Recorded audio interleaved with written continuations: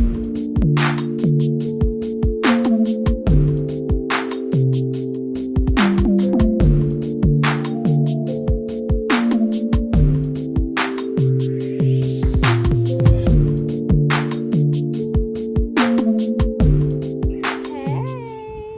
how you doing? How you doing? Ow!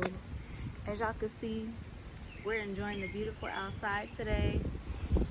Smell that fresh air. Take it in, take it in. It's still a chaotic kitchen, but this is going to be part 2 of the summer sauce series.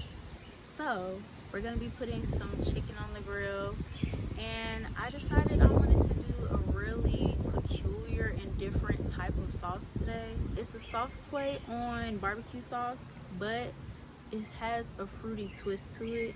So we're gonna do spicy blueberry barbecue sauce.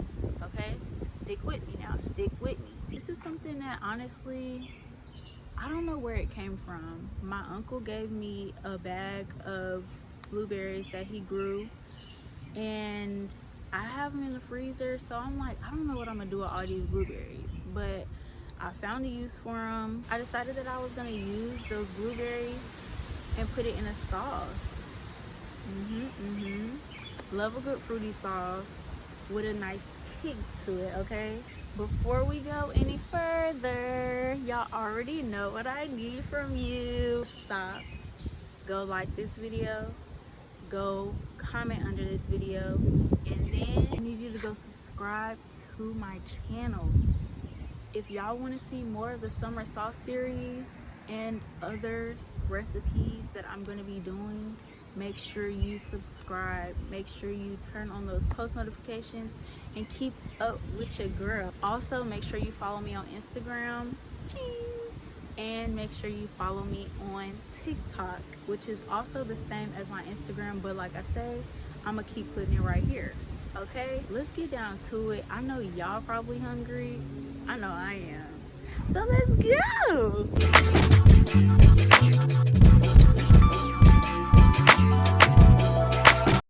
So the first step to grilling chicken is to make sure that you clean your chicken and then boil it. I usually do a water bath with vinegar, limes, and lemons for about 20 minutes to soak and then get off any feathers. And then I boil them in a medium-high heat for about 30 minutes.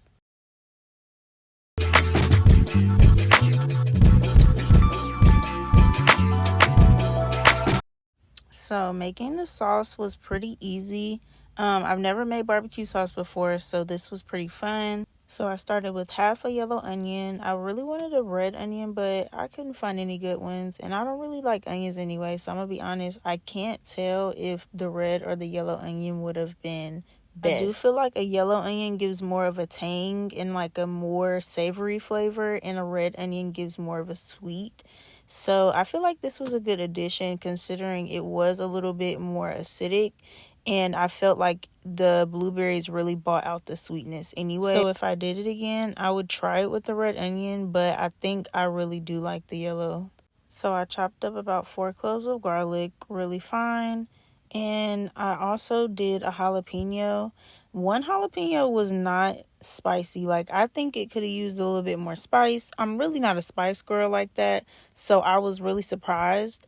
But maybe even a habanero next time instead of a jalapeno, or maybe just adding another jalapeno. I don't know though, for the spice people who like spice like that, let me know, should I have added another jalapeno or should I go in with like a habanero? I feel like it's a real gift to know like which pepper goes into which dish and like what spice level is appropriate with what flavors. Cause like I feel like a Scotch bonnet pepper does not go with like some queso dip or something. Like I just feel like certain peppers are only for certain dishes. But hey, I'm not into spices like that, so I couldn't really tell you for real. So once I chopped up all of my solid ingredients, I went ahead and put them in this pan with some oil, and I cooked them till they were like tender and soft.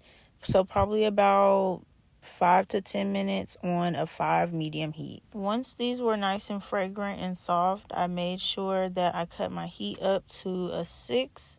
A 5 or a 6 will do just to start it out, and then when it gets to boiling, you can cut it down to a simmer.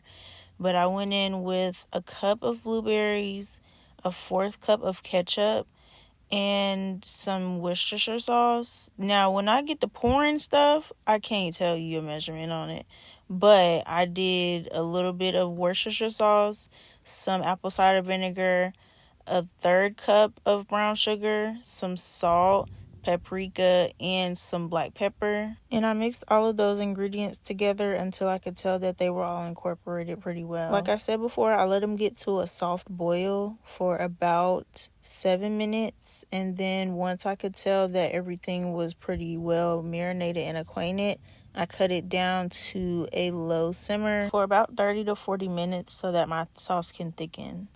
Now, over this time, I'm going to watch my sauce and make sure that it doesn't burn.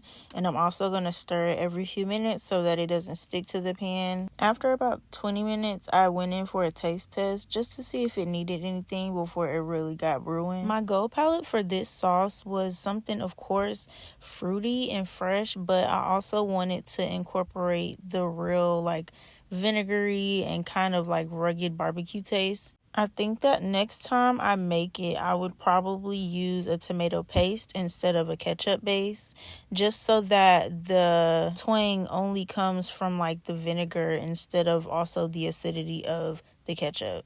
So I'm going to season my chicken with some chicken seasoning, and then I'm also going to do some onion seasoning. You can feel free to season with whatever you feel like would be best. Because I'm doing a barbecue sauce and it is pretty packed with flavor, I'm not going to add too many different flavors just because I really want to taste that barbecue and I want that flavor to be enhanced. So I set that chicken to the side and I went to blend up my sauce. You can do this in whatever type of blending machine you feel like you want to use. Of course, I use my trusty NutriBullet just because it's quick, it's efficient, easy, and I already know like I'm not going to be missing a whole lot of extra sauce. That was a really good ad. NutriBullet, y'all should sponsor me.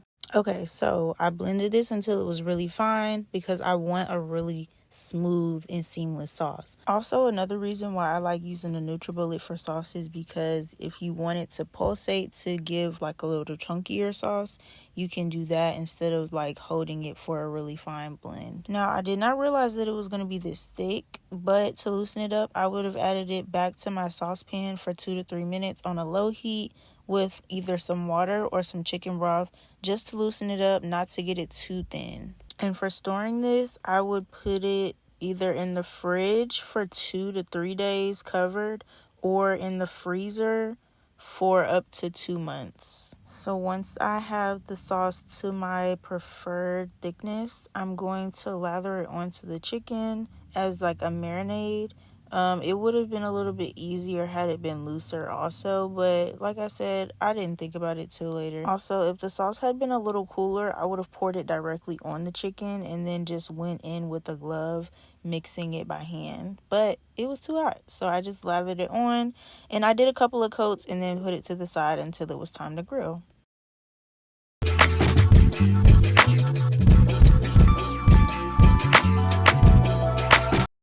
So here's the fun part. I made sure that my grill was hot, made sure it was clean.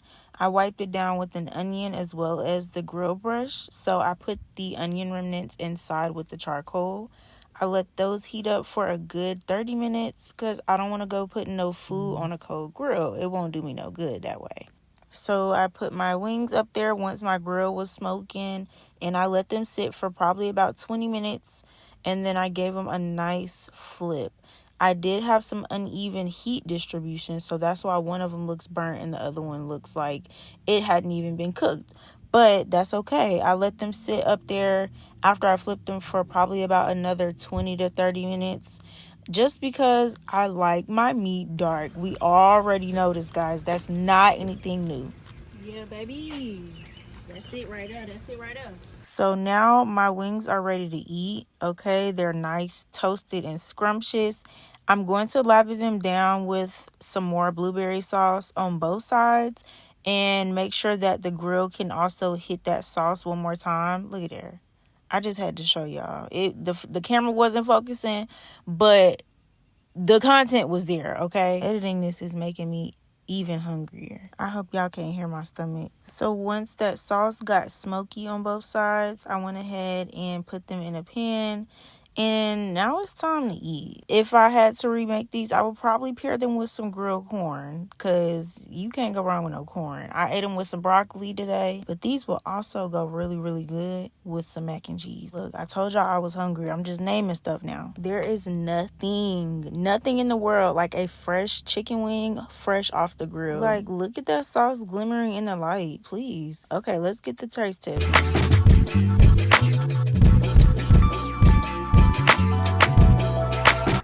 Okay, the verdict is in, guys. Here is the moment of truth. I was trying to think of the cutest, most adorable way to eat this chicken wing for y'all, but like, there is none. As a young lady from the country, I'm not gonna play by my chicken wings. I'm sorry. But overall, I do think that this sauce was really, really good. Yeah. Right amount of tang, right amount of sweet. It was a little fruity, but still pretty bold, like a barbecue sauce. Like I said before, it could have used a little more spice and a little less acid, but overall the taste was pretty good. I give it an 8 out of 10. If y'all do try out this recipe, let me know how it went for you in the comments. But I hope y'all like this video. I'll see y'all next week.